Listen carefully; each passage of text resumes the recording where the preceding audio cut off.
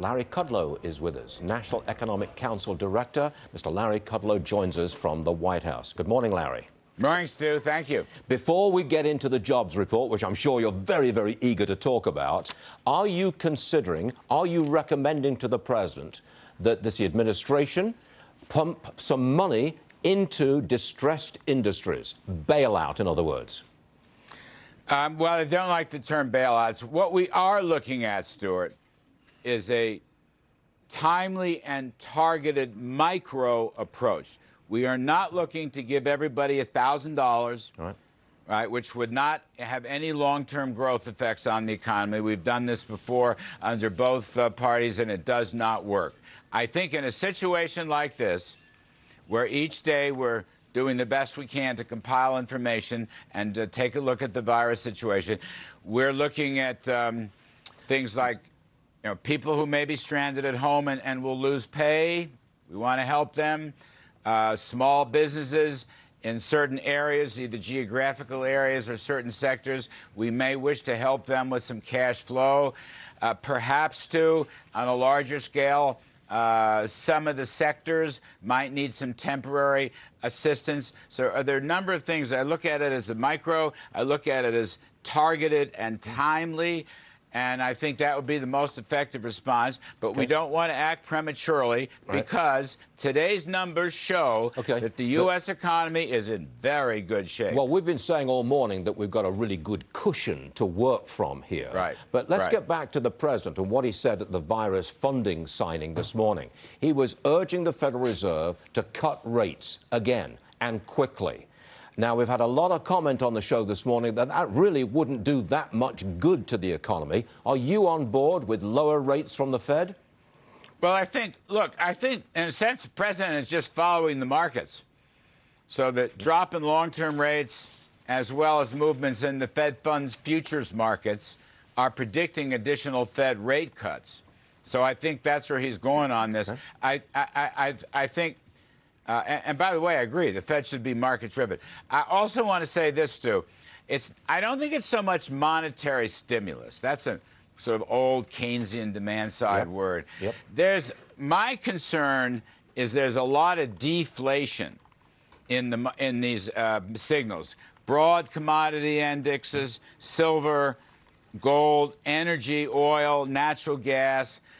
In the bond market, the various break-even tip spreads. Well, isn't that the destructive demand? There's a lot of. So what I'm saying is, I think there's a huge demand for dollars, a huge demand worldwide, and I think the Fed.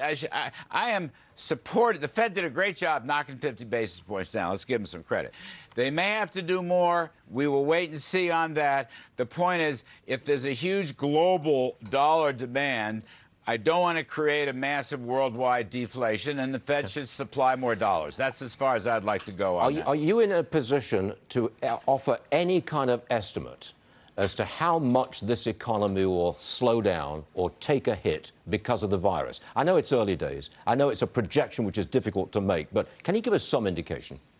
Well, look, what I know is that for the first 2 months of the first quarter, the economy is outperforming all expectations. The Atlanta Fed GDP now is 2.7% for the Q1. Now, March is coming. We'll get new numbers and so forth.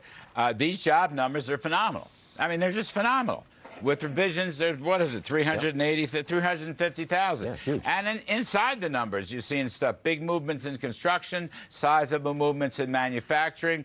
The blue-collar boom is still very much in place, too. You see the wage numbers times hours worked, which have also went up, is almost 5% as a proxy for middle-income wage earners, much stronger than their plant managers. All those Trumpian themes are very, very much in place. And look, it gives us a very solid economic foundation to deal with whatever may come with respect to the coronavirus. Other societies don't have that.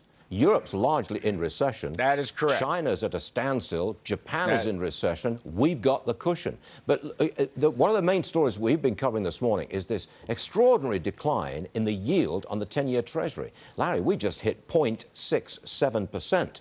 Should I welcome that, or should I be concerned about it? Well, Stu, do you own a mortgage? You have floating rate mortgage? Yeah, okay, yeah. It's good for that. You'd welcome that, wouldn't you? But yeah, I would. But look, I mean, that's a panic signal, isn't it? You drop all the way down to 0.67%. Look, markets are markets. I don't want to say markets are right. I want to say markets are wrong. Markets are markets.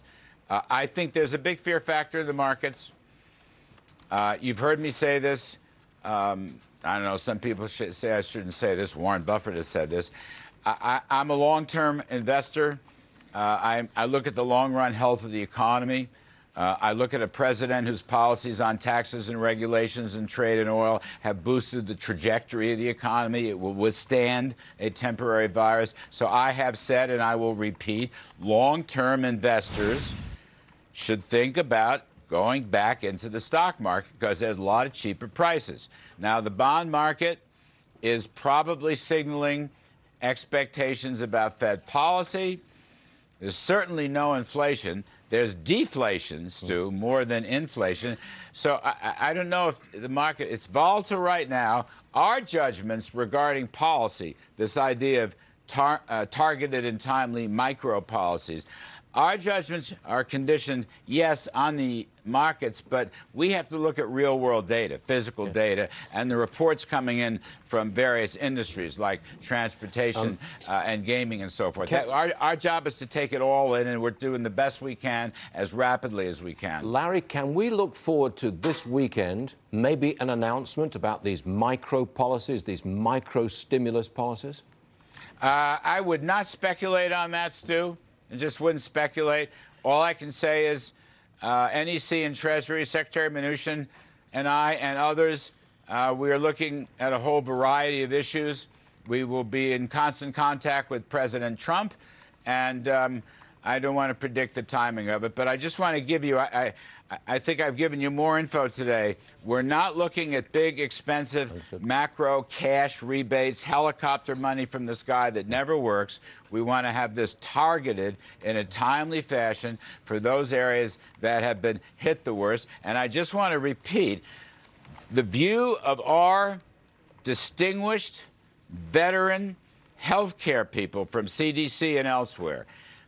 Most Americans have very low risk of contagion. That's so important. And if most Americans, if they do get the virus, 80% of them recover.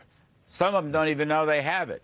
Those folks who are, elderly, that's a problem, and they have to exercise great caution. But in terms of the economy, in terms of this health care analysis, what I'm suggesting is healthy folks should and can go about their business. We should not be afraid to travel domestically, okay? That, where there are clear warnings in places like Seattle, I get that, okay? That's just common sense.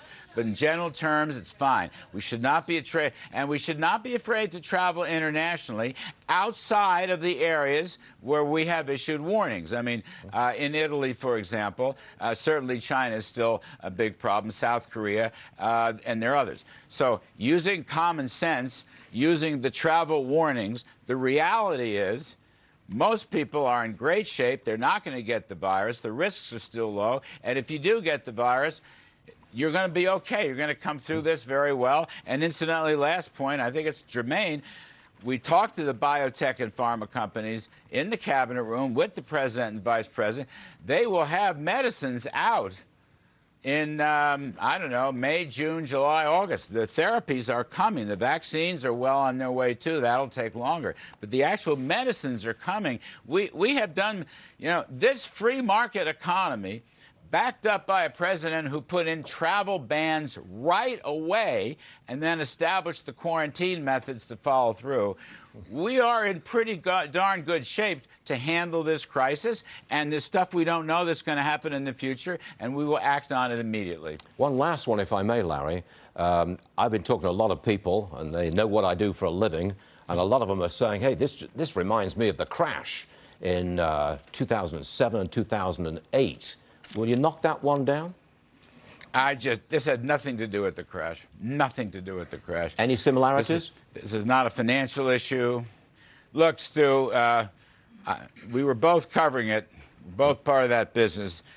This is completely different. This is really a one-time external shock. The crash, we don't have time to go into the causes of the crash. There are multiple and they're financial. I think the Fed, by the way, has acted properly to stop, some kind of financial virus, as some people have called it. The crash, coming out of the crash took years and years, Stu. Years and years. This is not the same. The time period here, my view at least, the view of our health experts, is months. Not years. Months, not years. This too will pass. I don't want to downplay it. In many cases, it's a human tragedy. I don't want to downplay the importance of that. The most important thing for our president and vice president is the health and security of American people. But this too will pass. The financial crash, complex things, lasted a long time. This has nothing to do with that, completely separate and apart. And just look at these numbers today. Let's not forget. People are dissing it, and they're saying, well, it's the least important number I've ever seen because it's the past. No, it's not. Economies are, dynamic. This shows you that fundamentally the economy is strong, and strong economies can weather external shocks, be they health or otherwise. Larry Kudlow, we'll leave it at that, but we really do thank you for coming on the show on a very important day, sir. Much obliged. Thank you, Stu. Appreciate it. Thanks, Larry. Okay.